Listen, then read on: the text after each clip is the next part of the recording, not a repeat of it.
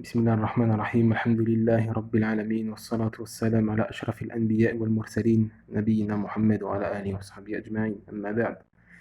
Donc on continue Inch'Allah nos cours sur la jurisprudence du mariage et les règles de la compagnie entre les deux époux du Cheikh Suleiman al-Ruhaili hafidahullah.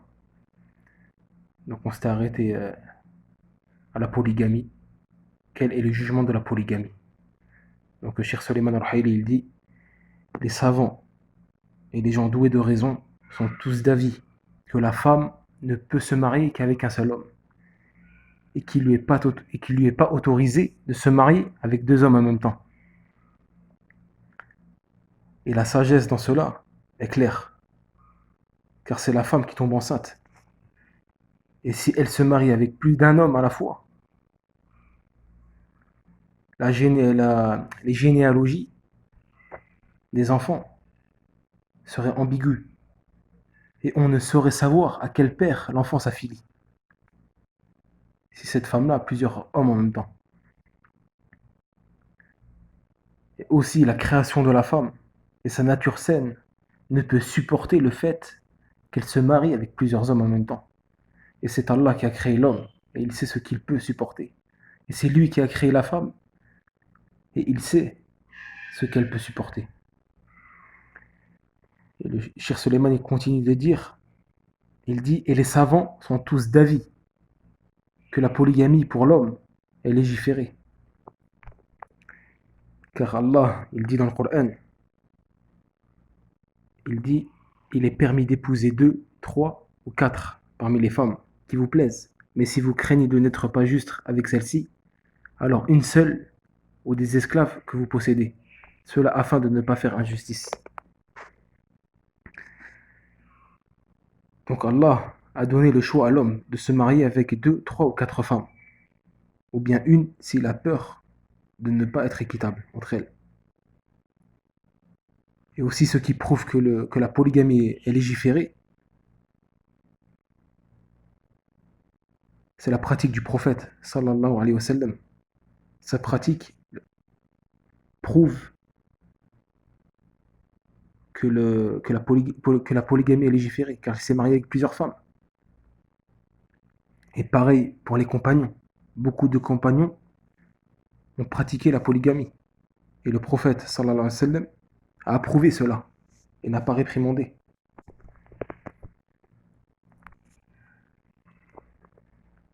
Et aussi, les savants sont tous d'avis que la limite de la polygamie est 4 femmes et qu'il lui est interdit de se marier avec plus de 4 femmes en même temps. Et d'après Ibn Omar, le compagnon Ibn Omar, qu'Allah l'agrée, dit, il rapporte que Raylan ibn Salama, un homme s'appelant Raylan ibn Salama, embrassa l'islam et était marié avec 10 femmes lorsqu'il embrassa l'islam. Alors le prophète sallallahu alayhi wa sallam lui dit: choisis parmi les 10, 4 femmes.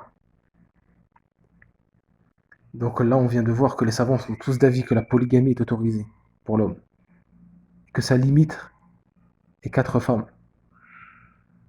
Donc le Cheikh Suleiman il dit: il est obligatoire à chaque musulman et musulmane de croire que la polygamie est légiférée. C'est-à-dire d'avoir la croyance que la polygamie est légiférée par Allah et son messager. Il est interdit d'y croire le contraire. Donc après, Cheikh Suleiman, il va commencer à expliquer quel est le jugement de la polygamie. Est-ce que c'est obligatoire? Est-ce que c'est recommandé? Ou bien juste permis? Donc là, Cheikh Suleiman, il dit la première situation: si l'homme a peur de tomber dans la fornication et que la première lui suffit pas, soit à cause d'un défaut en elle, ou bien car c'est une personne qui a de fortes pulsions et désirs, et que la première lui suffit pas, et qu'il a la capacité de se remarier et d'être juste et équitable entre les deux femmes, alors ici, il est obligatoire de se marier avec une deuxième. Là, on a un homme, il est déjà marié. Mais malgré ça, il a encore peur de tomber dans la fornication, soit à cause d'un défaut qu'il y a dans sa première femme, ou bien il n'y a pas de défaut, mais tout simplement parce qu'il a des fortes pulsions. Et une femme ne lui suffit pas. Et qu'il a la capacité de se remarier, et il sait qu'il va être équitable entre les deux femmes. Ici, c'est obligatoire qu'il se remarie avec une deuxième, car la préservation de la chasteté est obligatoire. Et sa chasteté, ici, sa chasteté à lui, ici, ne se préserve complètement que s'il se marie avec une deuxième femme. Donc dans cette situation, il n'est pas autorisé à la première de lui interdire de se remarier. Car il n'est pas autorisé d'interdire une obligation. Deuxième cas, le cheikh il dit, si l'homme n'a pas peur de tomber dans la fornication, il n'a pas peur lui de tomber dans la fornication, la première lui suffit. Mais a la capacité de se remarier et d'être juste entre elles, et qu'il espère en cela avoir plus d'enfants. Le cheikh ici, il dit, les savants, ils ont divergé. Est-ce que la base dans le mariage, c'est la polygamie? Et donc, ce qui est meilleur, c'est la polygamie, ce qui est recommandé? Ou bien est-ce que la base dans le mariage, c'est d'avoir une femme seulement, et que le meilleur, c'est de se contenter d'une femme? Bien sûr, en cas où la personne se suffit de la première, et n'a pas peur de tomber dans la fornication. Donc le cheikh, il dit, un grand nombre de savants, comme les Shafi'ites et les Hanbalites, voient que le mieux, c'est de se contenter d'une seule femme. L'imam Shafi'i, il dit, le mieux pour lui, c'est-à-dire pour l'homme, est qu'il se suffit d'une seule femme.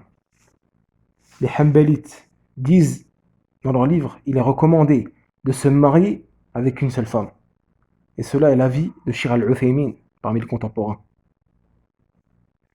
Donc pourquoi ils ont choisi cet avis-là? Que le mieux pour la personne, c'est de se contenter que d'une seule femme, en cas où il n'a pas peur de tomber dans la fornication, que celle-ci lui suffit.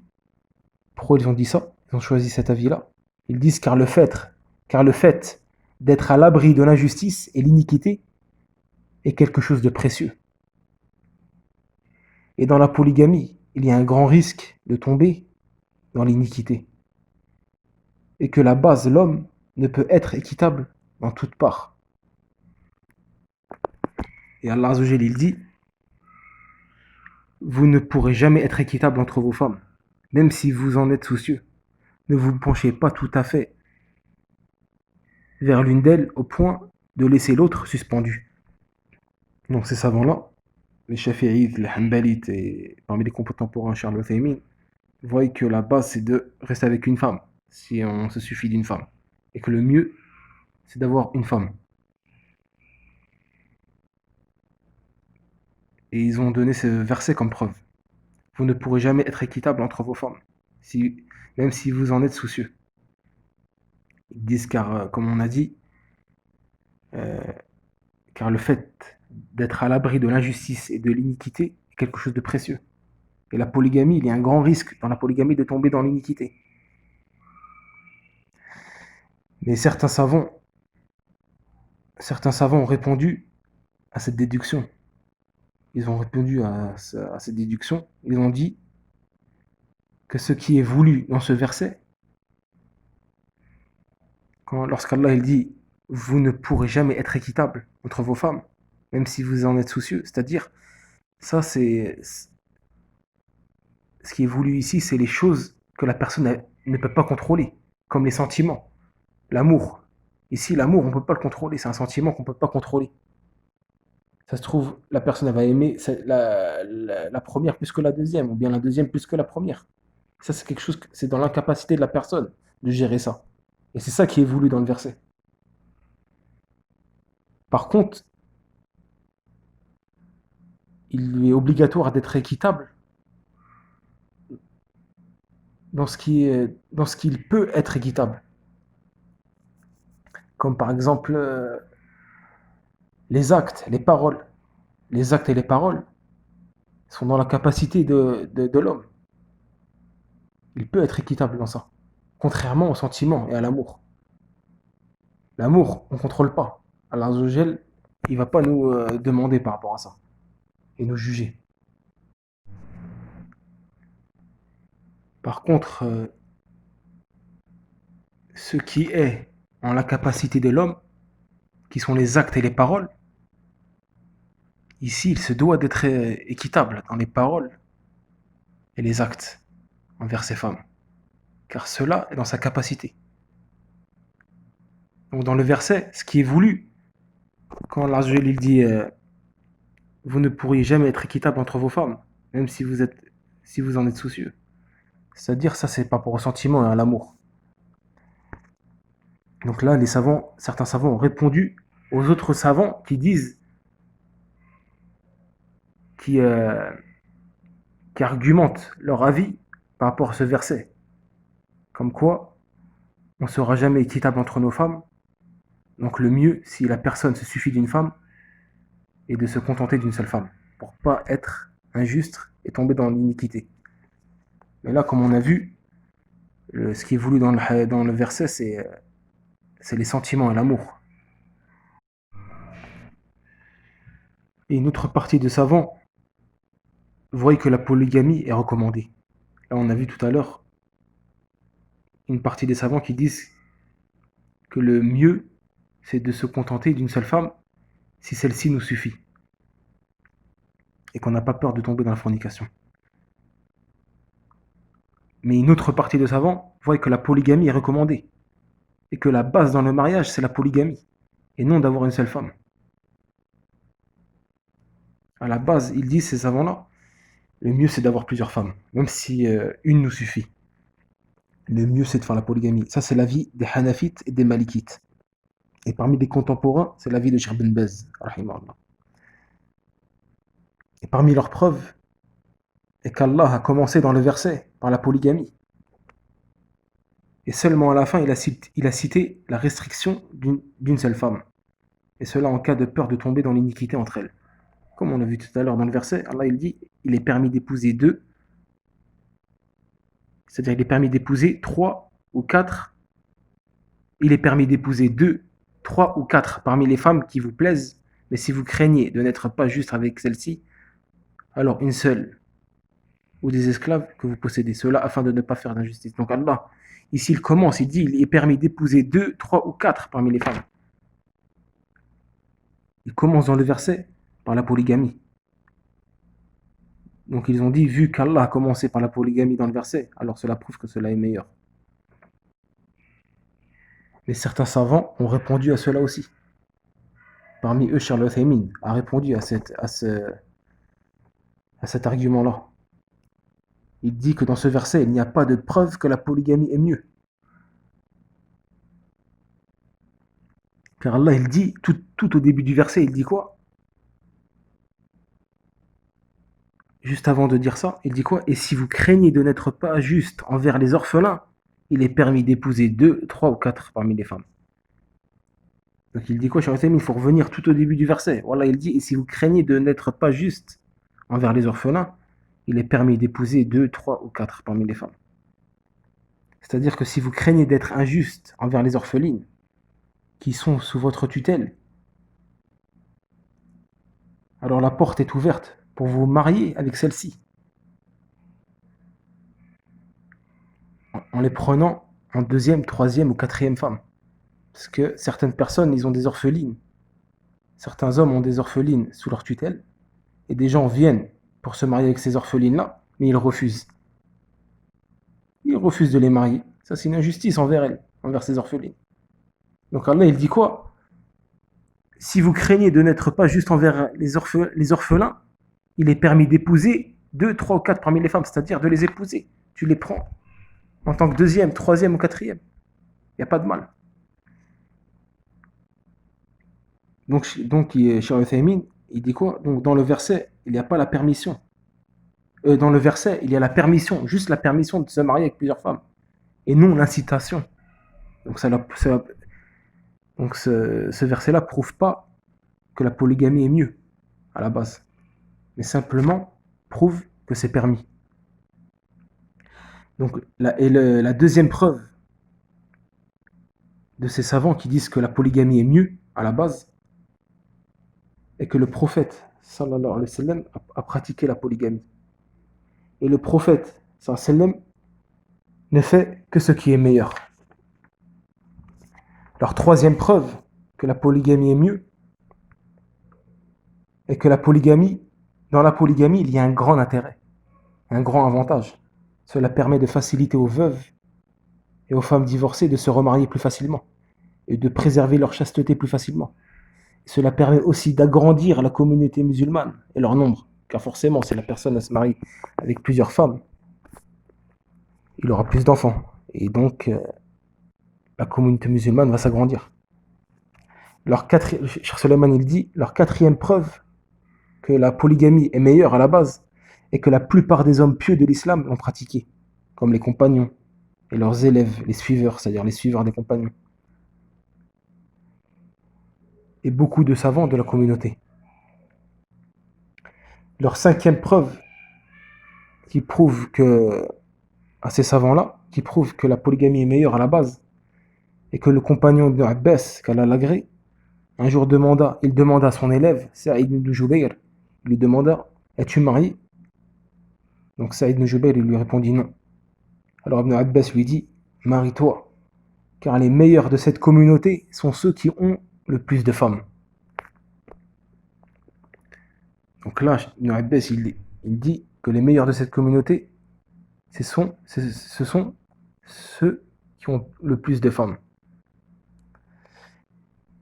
Donc voilà, pour les preuves de ceux qui disent que la polygamie est meilleure. Donc Cheikh Suleiman, il dit, en conclusion, lui il dit, ce qui me paraît le plus prépondérant entre les deux avis, est-ce que le mieux c'est de se contenter d'une seule femme si on ne craint pas la fornication et qu'on se suffit d'une seule femme? Et le deuxième avis qui dit que non, le mieux à la base, quand même, c'est la polygamie, avec les preuves citées. Donc le shir, il conclut, il dit, ce qui me paraît le plus prépondérant des deux avis, et Allah est plus savant, est que la polygamie, pour la personne qui ne craint pas la fornication et qui se contente d'une seule femme, est une bonne chose et permise. Mais en ce qui concerne, est-ce le mieux pour lui de le faire ou le mieux est de ne pas le faire?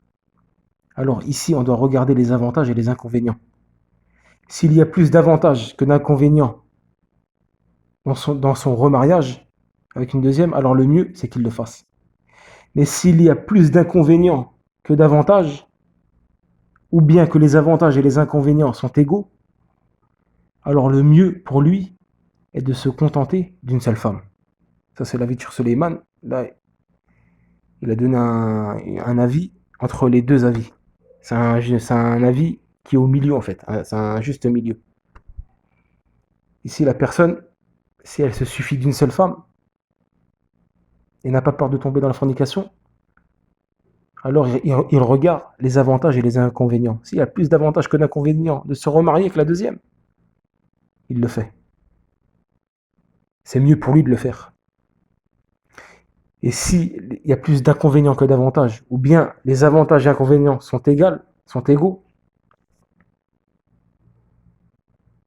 alors le mieux pour lui est de se contenter d'une seule femme. Et le cheikh, il dit après, donc avec ce développement et cette conclusion, on a certes réjoui les hommes et les femmes. Donc en gros, pas de jaloux, quoi.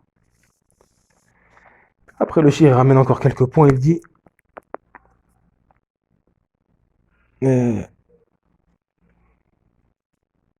si la personne n'a pas peur, il ramène un autre cas, il dit si la personne n'a pas peur de tomber dans la fornication et que la première lui suffit et qu'il est capable de se marier et ne craint pas l'iniquité entre elles et n'espère pas avoir plus d'enfants, alors ici, pour lui, dans ce cas-là, la polygamie est autorisée et permis.